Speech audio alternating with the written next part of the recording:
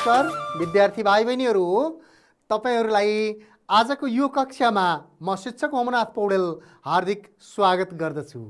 भाइ बहिनीहरू, आज हामी कक्षा 6 को सामाजिक अध्ययन तथा मानव मूल्य शिक्षा विषयमा छलफल गर्न गइराखेका छौं। तपाई एकचोटी यहाँ हेर्नुस् त, कक्षा 6 सामाजिक अध्ययन तथा मानव मूल्य शिक्षा एकाइ 5 हाम्रो विगतको पाठ 7 मा रहेको मिथिला सभ्यता भन्ने विषयमा हामीले छलफल गर्नेछौं भाइ बहिनीहरू। अनि आजको छलफलको अवधिभरिमा जति समयसम्म छलफल गर्छौं त्यो समयभरि तपाईहरु टेलिभिजन अगाडि बसिराख्नु होला, सक्रिय रूपमा सहभागी हुनुहोला। हेर्नुस् त, एकचोटी तपाईहरु टेलिभिजनको स्क्रिनमा के देख्नुभयो? एकाइ 5 हाम्रो विगत भनेर देख्नुभयो। त्यसपछि पाठ 7 मिथिला सभ्यता भनेर देख्नुभयो। आज हामीले छलफल गर्ने विषय वस्तु यही हो भाइ बहिनीहरू। अब आज हामीले यो विषयमा छलफल गर्नुभन्दा अगाडि योभन्दा अघिल्लो पाठमा के विषयमा छलफल भएको थियो भनेर अलिकता सम्झिने प्रयास गर्छौं विद्यार्थी भाइ बहिनीहरू। योभन्दा अघिल्लो कक्षामा विक्रम सम्वत 2007 सालदेखि हालसम्मका विभिन्न गतिविधिहरूको विषयमा छलफल भएको थियो विद्यार्थी भाइ बहिनीहरू। 7 सालदेखि हालसम्मको शिक्षाको अवस्थाको विषयमा छलफल भएको थियो, यातायात तथा सञ्चारको अवस्थाको विषयमा छलफल भएको थियो, विकासमा जनसहभागिताको विषयमा छलफल भएको थियो, सामाजिक परिवर्तनको विषयमा छलफल भएको थियो। तपाईहरु सबैजनाले सम्झिनु भएको छ नि। त्यसैगरी बैंक तथा वित्तीय संस्थाहरूको स्थापनाका सम्बन्धमा छलफल भएको थियो, योजनाबद्ध विकासको विषयमा छलफल भएको थियो। अर्थात् 7 साल पछाडि नेपालमा योजनाबद्ध विकासको थालनी भएको थियो भनेर त्यो विषयमा छलफल भएको थियो। त्यस्तै स्थानीय स्रोत साधनको परिचालन अनि उद्योग व्यापार यी विविध विषयमा छलफल भएको थियो विद्यार्थी भाइ बहिनीहरू। अब हामी पहिलाको कुरा, छलफल भएको कुरा यसो सम्झिने प्रयास गर्यौं। अब हामी आजको विषय वस्तुतिर लागौं है त। तपाईहरु सबैजनाले कापी कलम किताब सँगसँगै राख्नु भएको छ है। आवश्यकता अनुसार बुदा टिपोट गर्नु होला। अब तपाईहरु टेलिभिजनको स्क्रिनमा हेर्नुस् त, अनि त्यसपछि हामीले हाम्रो कुराकानीलाई अगाडि बढाउने छौं। के आयो भाइ बहिनीहरू? तस्बिर चिनौं भनेर आयो। ल हेर्नुस् त, त्यहाँ तस्बिर देख्नुभयो तपाईहरुले? कस्तो राम्रो तस्बिर छ नि है। यो के को तस्बिर होला भाइ बहिनीहरू? हो, यो जनकपुरमा रहेको राम जानकी मन्दिरको तस्बिर हो। यसलाई जानकी मन्दिर मात्रै पनि भन्ने गरिन्छ भाइ बहिनीहरू। राम जानकी मन्दिर पनि भनिन्छ। यो जनकपुर सभ्यता अथवा मिथिला सभ्यतासँग सम्बन्धित छ। त्यसैले पनि यहाँ यो तस्बिर देखाइयो भने अर्को हेर्नुस् त, एकजना महान व्यक्तित्वको तस्बिर देखियो भाइ बहिनीहरू। उहाँ को हुनुहुन्छ होला? केही अनुमान गर्न सक्नुहुन्छ? उहाँ मिथिला सभ्यता र मिथिला संस्कृतिसँग सम्बन्धित व्यक्तित्व हुनुहुन्छ। को हुनुहुँदो रहेछ है त? तपाईहरु कतिजनाले अनुमान गरेर चिनिसक्नु भएको पनि हुन सक्छ। हो, उहाँ हुनुहुन्छ महाकवि विद्यापति। मैथिली साहित्यका महाकवि हुनुहुन्छ उहाँ। हेर्नुस् त, यो एउटा कल्पना गरेर बनाइएको तस्बिर। कसको तस्बिर होला यो? राम र सीताको तस्बिर कल्पना गरेर बनाइएको तस्बिर हो।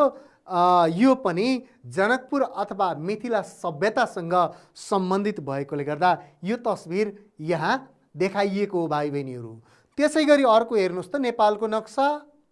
नेपालको नक्सामा तपाईहरुले यहाँ रातोले संकेत गरिएको देख्नुभयो। यो के होला? हो, यो नेपालको मध्य प्रदेश भनेर तपाईहरु कतिजनाले अनुमान गर्नुभयो। तपाईहरु कतिजनाले यो मध्य प्रदेश बाटै यो कक्षा लिइराख्नु भएको छ, कतिजना अन्य ठाउँबाट यो कक्षा लिइराख्नु भएको छ, हेरिराख्नु भएको छ। हेर्नुहोस् त, यो मध्य प्रदेश त हो नै, यो अझै यहाँ के देखाउन खोजिएको हेरौँ त। हो, प्राचीन मिथिलाको केही क्षेत्र मात्रै यहाँ देखाउन खोजिएको छ भाइ बहिनीहरू। प्राचीन मिथिला सभ्यताको विषयमा हामीले छलफल गर्छौँ, त्यही मिथिलाको केही क्षेत्र यहाँ देखाइएको छ। यसबाट ल फेरि एकजना महान व्यक्तित्वको तस्बिर आयो। यो पनि कल्पना गरेर बनाइएको काल्पनिक तस्बिर के होला भाइ बहिनीहरू, कसको होला यो? अनुमान गर्नुभयो? राजा जनक, जनकपुरका राजा जनक, मिथिलाका राजा जनक हो। यसको विषयमा पनि, जनकको विषयमा पनि पछि प्रसङ्ग आउनेछ। हेर्नुहोस् त भाइ बहिनीहरू, कति राम्रो चित्र आयो यो, कति राम्रो चित्रकला, कस्तो सुन्दर छ। के होला यो? पक्कै पनि तपाईँहरू अनुमान गर्नुभएको छ, यो मिथिला चित्रकला हो भाइ बहिनीहरू। अनि अब यति भइसकेपछि हामीले केही चित्रहरू हेऱ्यौँ, चित्र हेरिसकेपछि अब हामीले केही कुरा थाहा पाऊँ है। हामीले चित्रहरू हेऱ्यौँ, केही कुरा मिथिला सभ्यता सम्बन्धी हामीहरूले केही कुरा थाहा पाउनुपर्छ। मैले यहाँ मिथिला सभ्यता सम्बन्धी केही कुरा लेखेर ल्याएको छु, त्यो हेरौँ है त भाइ बहिनीहरू। ल भाइ बहिनीहरू, हामीहरूले मिथिला सभ्यता सम्बन्धी मिथिलाको विषयमा केही कुरा थाहा पाउँछौँ। हेर्नुहोस् त, मिथिला सभ्यता नेपालको पुरानो सभ्यता हो। यस्ता धेरै सभ्यताहरूको विकास भएको थियो नेपालमा। लुम्बिनी सभ्यता पनि थियो, भनौँ कपिलवस्तु सभ्यता थियो, अनि सिङ्जा सभ्यता थियो, त्यसै गरी काठमाडौँ सभ्यता थियो, उपत्यका सभ्यता थियो। यिनी पनि सभ्यताहरू हुन्। तिनी सभ्यताहरू मध्येमा सबैभन्दा पुरानो सभ्यता मिथिला सभ्यता हो। अनि सभ्यता भनेको के हो त भन्ने कुरा आयो। यहाँ हेर्नुहोस् त, सभ्यता भनेको कुनै जाति वा राष्ट्रको सामाजिक, भौतिक, आध्यात्मिक वा अन्य अवस्था हो भाइ बहिनीहरू। यसलाई बुझौँ है। सभ्यता भनेको कुनै जातिको वा राष्ट्रको सामाजिक अवस्था, अर्थात् त्यहाँका मानिसहरूको चालचलन कस्तो छ, त्यहाँका मानिसहरूको पेसा के छ। एउटा त्यो भयो भने भौतिक अवस्था, त्यहाँ के कस्ता पूर्वाधारहरू निर्माण गरिएको छ, के कस्ता भवन निर्माण गरिएको छ, बाटोघाटोको अवस्था के छ, यो भौतिक अवस्था हो भने आध्यात्मिक अवस्था, त्यहाँका मानिसहरूले के कस्ता धर्महरू मान्छन्, त्यहाँका मानिसहरूको के कस्तो विश्वास रहेको छ, हो यो आध्यात्मिक अवस्था हो। यिनै अवस्थाहरू र अन्य अवस्थाहरूको समष्टिगत स्वरूपलाई, समग्र रूपलाई सभ्यता भनेर भनिन्छ भाइ बहिनीहरू। अनि त्यसै गरी मिथिला राज्यका संस्थापक मिथि हुन्। यहाँ हेर्नुहोस् त, मिथिला राज्य कसले स्थापना गरेको रहेछ भाइ बहिनीहरू? यसैबाट हामीले थाहा पायौँ मिथिला राज्यका संस्थापक मिथि, राजा मिथि हुन्। मनुका छोरा निमि र निमिका छोरा मिथि हुन्। यहाँ एकचोटि थाहा पाऊँ है त भाइ बहिनीहरू। यस्तो रहेछ, मनु, राजा मनु, अनि मनुका छोरा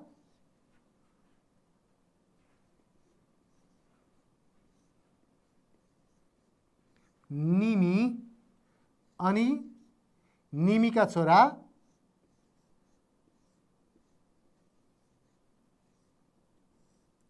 ल हेर्नुहोस्, मिथि, मिथिला राज्यको नाम राजा मिथिको नामबाट रहन गएको रहेछ भाइ बहिनीहरू। यिनै मिथि राजाको नामबाट यो राज्यको नाम मिथिला रहन गएको रहेछ।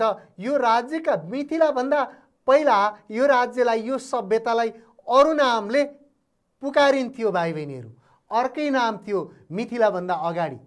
यहाँ हेर्नुहोस् है त, राजा निमि देहरहित हुनाले यो राज्यलाई विदेह भनिएको हो।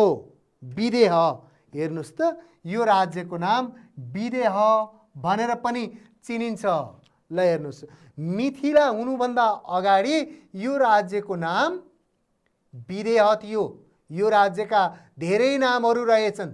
एउटा विदेह रहेछ, अर्को मिथिला रहेछ। हेर्नुहोस् त, मिथिला राज्य पनि हो, सभ्यता पनि हो, अर्को जनकपुर पनि हो। यो हामीले थाहा पाएको कुरा हो। अनि यहाँ हेर्नुहोस् है त, राजा निमि देहरहित हुनाले यो राज्यलाई विदेह भनिएको हो भनेर भनियो। अनि देहरहित भनेको के हो त भन्ने कुरा आयो। देह भनेको शरीर हो, शरीर नभएको अर्थात् आत्मा भएको यति महान व्यक्तित्व हुनुहुन्थ्यो निमि। उहाँको आत्माले नै राज्य सञ्चालन गरेको थियो। त्यसैले यो आत्माद्वारा सञ्चालित भएकोले गर्दा यसलाई विदेह भनेर भनिएको हो। यो मिथिला अथवा विदेह सभ्यता, मिथिला सभ्यता निकै पुरानो सभ्यता हो भाइ बहिनीहरू। यसलाई 5000 आजभन्दा 5000 वर्ष पहिला मिथिला सभ्यताको विकास भएको थियो भनेर विश्वास गरिन्छ। हामीले मिथिला सभ्यताको विषयमा यति जानकारी पायौँ अनि केही तस्बिरहरू पनि हेऱ्यौँ। अब यो मिथिला सभ्यता अर्थात् मिथिला राज्यको सिमाना कहाँसम्म फैलिएको थियो भन्ने विषयमा कुराकानी गरौँ है त। ल हेर्नुहोस् है, मिथिलाको यहाँ यसरी हेरौँ हामीले, पूर्व पश्चिम उत्तर दक्षिण गरेर यसरी हेरौँ है त। पूर्वमा कोशी नदीसम्म फैलिएको थियो, अनि पश्चिममा गण्डकी नदीसम्म फैलिएको थियो, उत्तरमा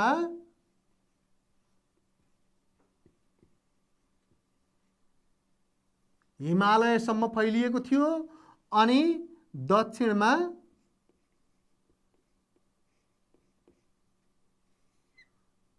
गङ्गासम्म फैलिएको थियो भनेर भनिन्छ भाइ बहिनीहरू।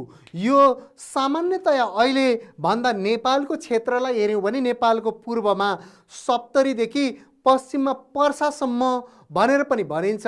तर गण्डकी नदी भनेको पर्साभन्दा पनि पश्चिम चितवनसम्म आइपुग्ने भएकोले गर्दा यो चितवनसम्म पनि फैलिएको हुनसक्छ। यो पौराणिक कालको भएकोले यसको यथार्थ यति थियो भनेर अनुमान गर्न सकिँदैन भाइ बहिनीहरू। अब हामीले त्यहाँ हेरौँ त एकचोटि। तपाईँहरू तस्बिर हेर्नुहोस् त भाइ बहिनीहरू, अघि नै पनि हामीले हेरेका थियौँ, त्यहाँ आयो है स्क्रिनमा नेपालको नक्सा। ल हेर्नुहोस्,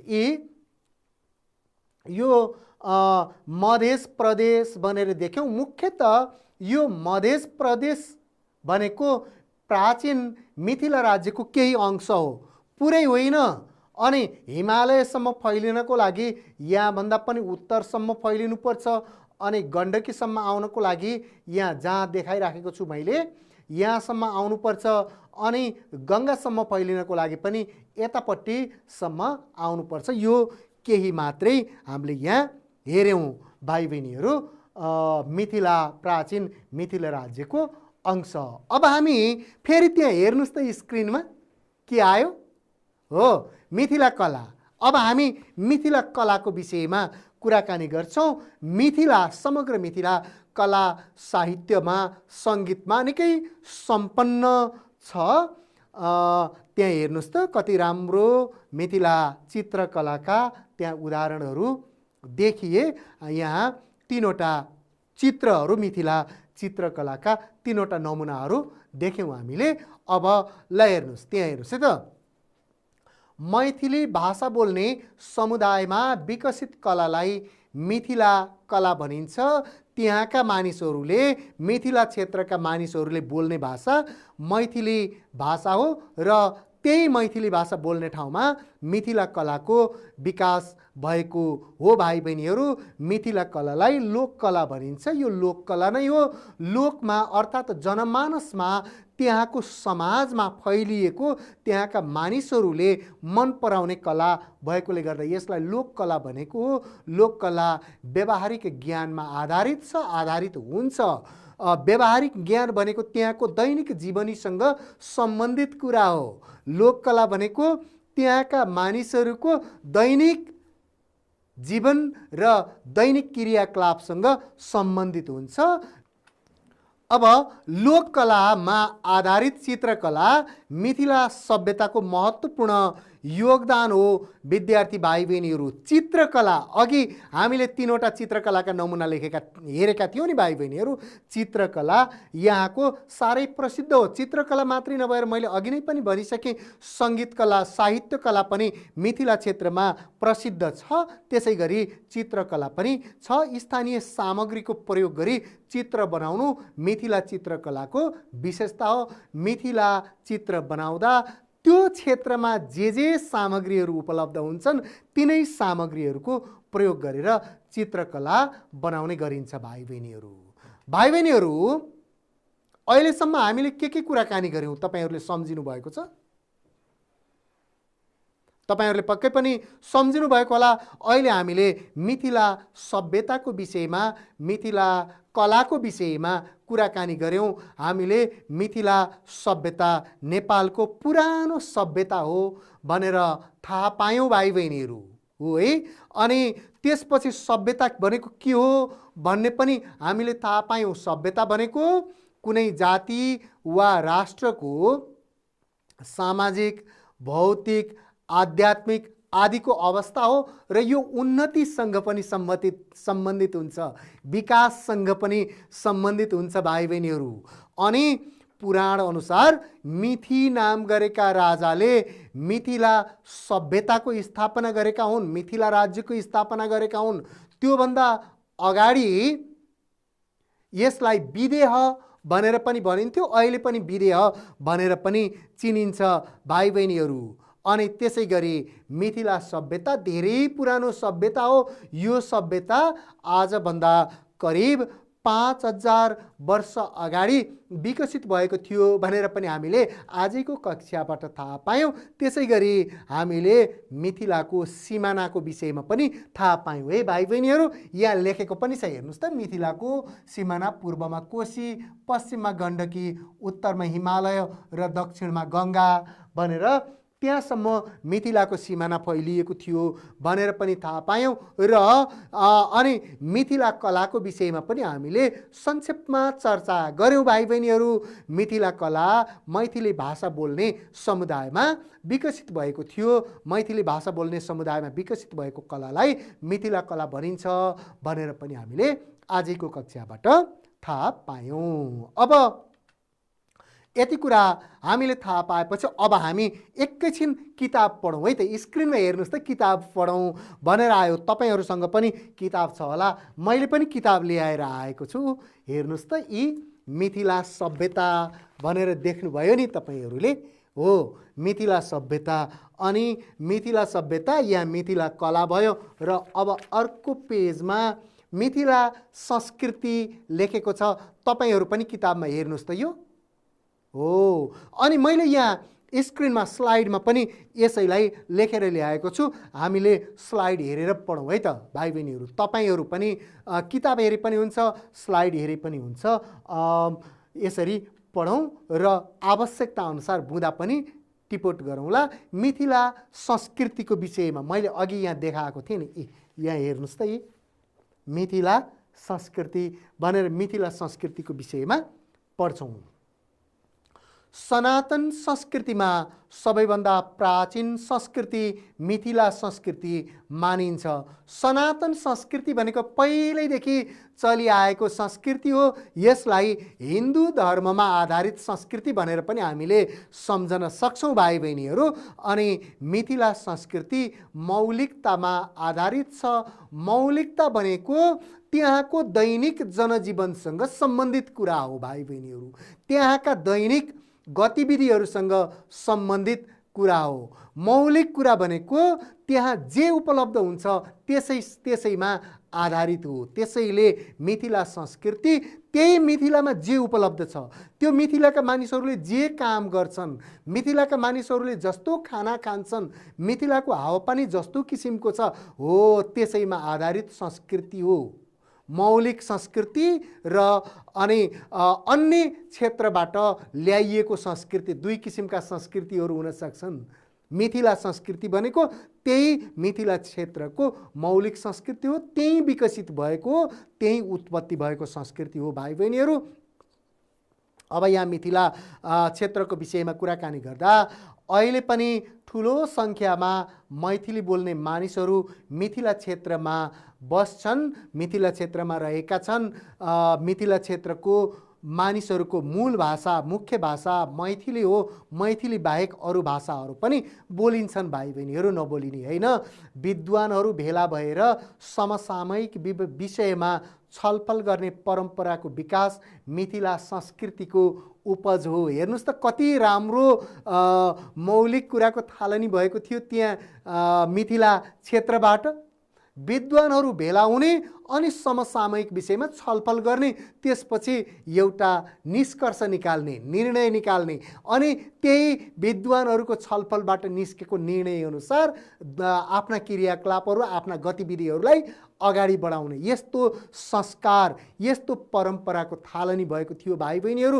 अहिले पनि जहाँ जहाँ यो परम्परा छ त्यो मिथिला संस्कृतिबाट थालनी भएको हो भनेर भनिन्छ। यसलाई मिथिला संस्कृतिको उपज मानिन्छ भाइ बहिनीहरू।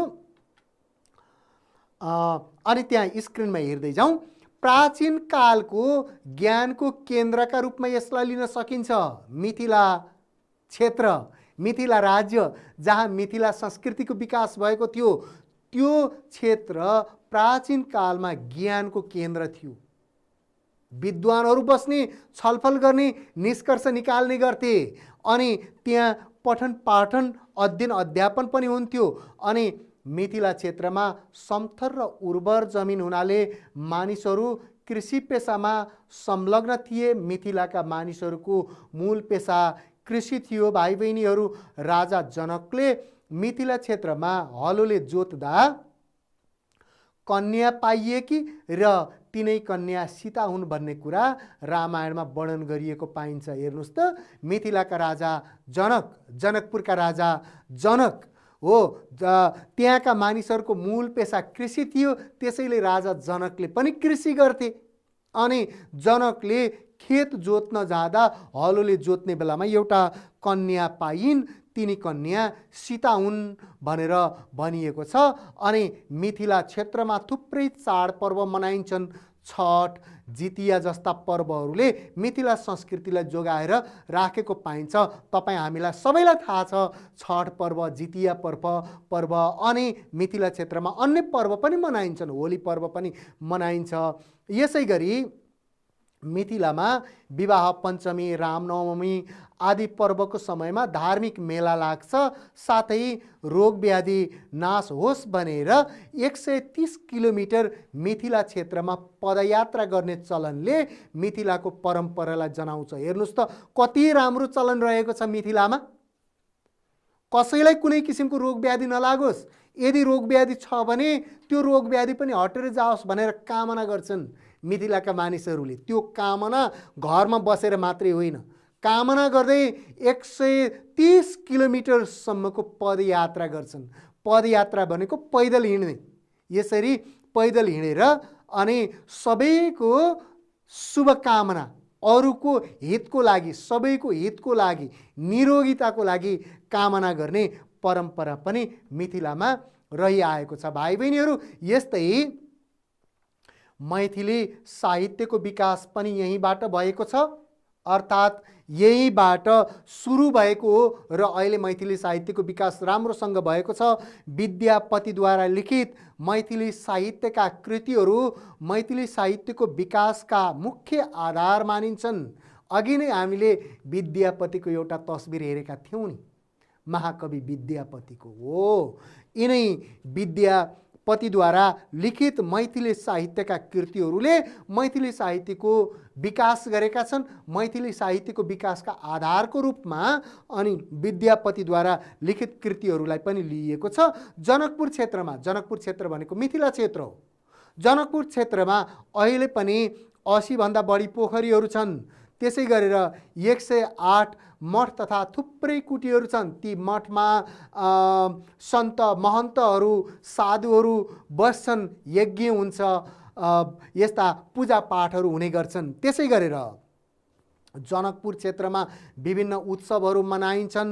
यहाँ सीता विवाहसँग सम्बन्धित थुप्रै स्मरणहरू जोडिएको पाइन्छ। जनकपुरका मानिसहरूले सीताको विवाह कसरी भयो रामसँग भनेर ती प्रसङ्गहरू सुनाउने गर्छन्। त्यहाँका मानिसहरूले सम्झन्छन्। ती किम्बदन्तीको रूपमा पनि रहेका छन् र स्मरणको रूपमा पनि रहेका छन्। मिथिला सभ्यताको प्रभाव यस क्षेत्रको जीवनशैलीमा अहिलेसम्म पनि जीवित रहेको पाइन्छ भाइ बहिनीहरू। अब मिथिला सभ्यताको विषयमा हामीले यति कुराकानी थाहा पायौँ। हामीले किताब पढ्यौँ, किताबमा भएको कुरा पढ्यौँ। अब त्यहाँ हेर्नुहोस् त स्क्रिनमा तपाईँहरू फेरि एउटा तस्बिर देख्नुभयो। कसको होला यो तस्बिर?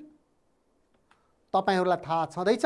ल त्यहाँ आयो, मैथिली महाकवि विद्यापतिको जीवनी सङ्कलन गरेर कक्षामा सुनाउनुहोस्।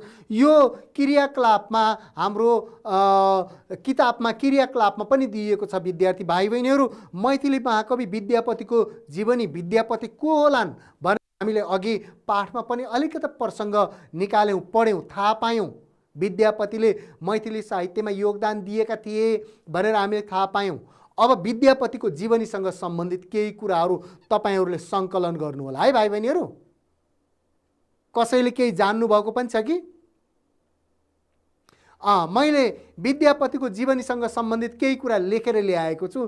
त्यो कुरा हेरौँ, कुराकानी गरौँ, अनि यो मैले लेखेको कुरा पनि तपाईँहरूले सङ्कलन गरेको कुरामा थपथाप गर्नुहोला। अनि त्यसपछि राम्रोसँग धेरै विषयवस्तु, धेरै कुरा जान्न सकिन्छ।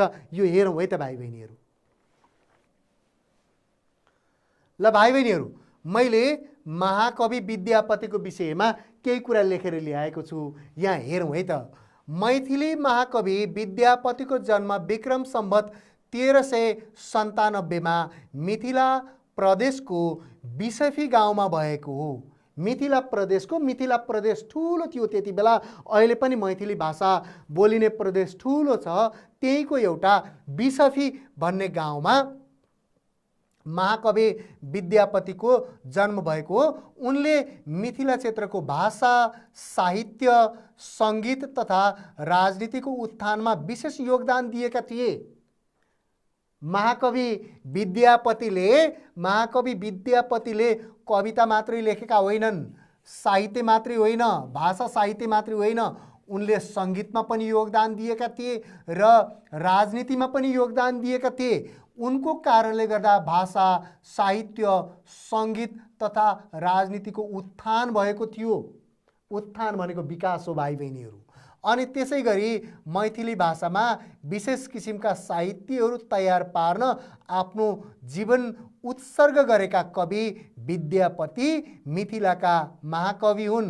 हामीले अघि नै महाकवि भनेर भन्यौँ। अनि यिनले आफ्नो जीवनको लामो समय अथवा आफ्नो जीवन नै पूर्णतः मैथिली साहित्यको विकासको लागि उत्सर्ग गरे, विकासको लागि योगदान दिए भाइ बहिनीहरू। उनको यही योगदानको कारणले गर्दा, उनको प्रतिभाको कारणले गर्दा, उनले राम्रा कविताहरू लेखेको कारणले गर्दा, भाषा, साहित्य, सङ्गीत, राजनीति विभिन्न क्षेत्रमा योगदान दिएको कारणले गर्दा उनलाई महाकविको उपाधि दिएको हो। उनी कवि मात्रै होइनन्, महाकवि मात्रै होइनन्, उनी सङ्गीतज्ञ पनि हुन् र राजनीतिज्ञ पनि थिए भाइ बहिनीहरू। हेर्नुहोस् त, बहुप्रतिभाका धनी थिए महाकवि विद्यापति। उनका सिर्जनाको प्रभाव बङ्गाल र आसामसम्म फैलिएको थियो। उनको योगदानले मैथिली भाषा र साहित्य विश्वमा चिनिएको छ। अहिले मैथिली भाषा र साहित्य विश्वमा जति चिनिएको छ त्यो चिनाउनको लागि महाकवि विद्यापतिको निकै ठुलो भूमिका र योगदान रहेको छ भाइ बहिनीहरू। हामीले विद्यापतिको विषयमा जानकारी पायौँ। तपाईँहरूले पनि अन्य स्रोतबाट विद्यापतिको विषयमा सामग्रीहरू खोज्नुहोला। अब फेरि तपाईँहरू स्क्रिनमा हेर्नुहोस् त भाइ बहिनीहरू, के देख्नुभयो? सहभागी हौँ भनेर देख्नुभयो। तपाईँहरू पनि सक्रिय रूपमा सहभागी हुनुहोस् है। यसमा कतिपय कुराहरू तपाईँहरू भनेर सहभागी हुन सक्नुहुन्छ भने कतिपय आवश्यक कुराहरू तपाईँले आफ्नो कापीमा टिपोट पनि गर्नुहोला। ल, एउटा प्रश्न आयो, मिथिला राज्यको स्थापना कुन राजाले गरेका हुन्? अनुमान गर्नुहोस् त भाइ बहिनीहरू, मनुले हो कि निमिले हो कि मिथिले हो कि सुनिले हो? तपाईहरूले गरेको अनुमान पक्कै पनि मिल्यो होला। हो, मिथि, मिथिको नामबाट मिथिला रहन गएको हो भाइ बहिनीहरू। अनि अर्को देहको अर्थ के हो? आत्मा, प्राण, बुद्धि, शरीर। के होला भाइ बहिनीहरू देहको अर्थ? ल है त, शरीर हो। तपाईहरू धेरैजनाले यो पक्कै पनि मिलाउनु भएको थियो। त्यसै गरी अर्को प्रश्न छ, मिथिला सभ्यता आजभन्दा कति वर्ष पुरानो सभ्यता हो? अनुमान गर्नुहोस् त भाइ बहिनीहरू, मिथिला सभ्यता आजभन्दा 5000 वर्ष पुरानो हो कि 6000 वर्ष पुरानो हो कि 7000 वर्ष पुरानो हो कि 8000 वर्ष पुरानो हो? अनुमान गर्नुभयो? ल है त, तपाईको अनुमान मिल्यो कि मिलेन? पक्कै पनि मिल्यो होला। मिथिला सभ्यता निकै पुरानो सभ्यता हो। आजभन्दा करिब 5000 वर्ष अगाडि मिथिला सभ्यताको विकास भएको मानिन्छ भाइ बहिनीहरू। त्यसै गरी कुन भाषा बोल्ने समुदायमा विकसित कलालाई मिथिला कला भनिन्छ? हेर्नुस् त यसका विकल्पहरू, भोजपुरी, मैथिली, अवधी, थारू। कुन होला? हेरौँ है त। हो, मैथिली। मैथिली भाषा बोल्ने समुदायमा विकसित कलालाई मिथिला कला भनिन्छ भाइ बहिनीहरू। अब प्राचीन मिथिलाका मानिसहरूको मूल पेशा के थियो? तपाईहरूलाई पक्कै पनि थाहा छ। व्यापार, उद्योग, कृषि, पशुपालन। यीमध्ये के होला? हो, कृषि हो। अनि अर्को हेरौँ है त, राजा जनकले हलोले जोत्दा पाइएकी कन्याको नाम के थियो? हेर्नुस् त, श्रुतकृति, माण्डवी, उर्मिला, सीता। यीमध्ये के होला? हेरौँ है, तपाईहरूको अनुमान पक्कै पनि मिल्यो, सीता नै हो। एकदम सही अनुमान गर्नुभएको थियो भाइ बहिनीहरू। तपाईहरूले अनुमान होइन, तपाईहरूले मिलाउनु नै भएको थियो। अब यहाँ हेर्नुहोस् त अर्को, मिथिला क्षेत्रमा रोग व्याधि नाश होस् भनेर कति किलोमिटर पदयात्रा गर्ने चलन छ? मिथिला क्षेत्रमा रोग व्याधि नाश होस् भनेर कति किलोमिटर पदयात्रा गर्ने चलन छ? 130, 150, 170, 190। कति होला भाइ बहिनीहरू? हो, तपाईहरूले सायद सही अनुमान गर्नुभयो, सही जवाफ अनुमान गर्नुभयो। 130 किलोमिटर पदयात्रा गर्ने चलन छ भाइ बहिनीहरू। भाइ बहिनीहरू, हामी अब आजको कक्षाको अन्तिमतिर आइपुगेका छौँ। तपाईहरू एकचोटि स्क्रिनमा हेर्नुहोस् त, गृह कार्यको लागि एउटा प्रश्न पनि दिइएको छ। मिथिला सभ्यताले पुर्याएको योगदानका सम्बन्धमा चर्चा गर्नुहोस्। भाइ बहिनीहरू, यो प्रश्न तपाईहरूले आफ्नो कापीमा लेख्नुहोस् त। मिथिला सभ्यताले पुर्याएको योगदानका सम्बन्धमा चर्चा गर्नुहोस्। भाइ बहिनीहरू, तपाईहरूले यो प्रश्नको उत्तर आफ्नो कापीमा लेख्नुहोला। अनि त्यसपछि आफ्ना शिक्षक, आफ्ना अभिभावक वा दाजु दिदीहरूलाई देखाउनु होला है त। भाइ बहिनीहरू, आजको यो कक्षाभरि तपाईहरू सक्रिय रूपमा सहभागी हुनुभयो। भाइ बहिनीहरू, अब अर्को कक्षामा फेरि अर्को विषयवस्तुका साथ भेटौँला। आजको कक्षा यही अन्त्य गरौँ। हस्त, नमस्ते।